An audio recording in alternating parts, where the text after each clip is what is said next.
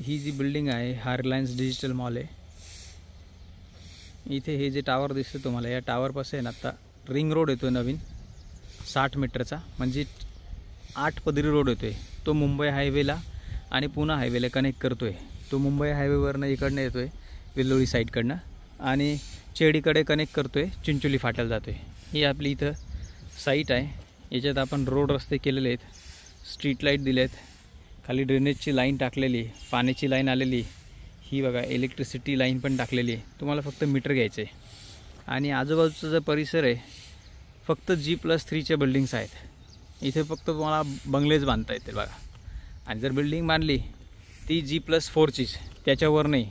हे जे आहे नेचर बघा इथे किती सुंदर आहे। अशी मोकळी हवा कुठंच भेटणार नाही नाशिकमध्ये। नाशिक रोड रेल्वे स्टेशनपासून फक्त 2.5 किलोमीटरच्या अंतरावर आहे आणि सर्व प्लॉट जे आहेत हे सर्व बंगलो प्लॉट आहेत। आज नाशिक कॉर्पोरेशनमध्ये तुम्ही कुठेही गेले तर सगळे रो हाऊसवाले प्लॉट भेटतात।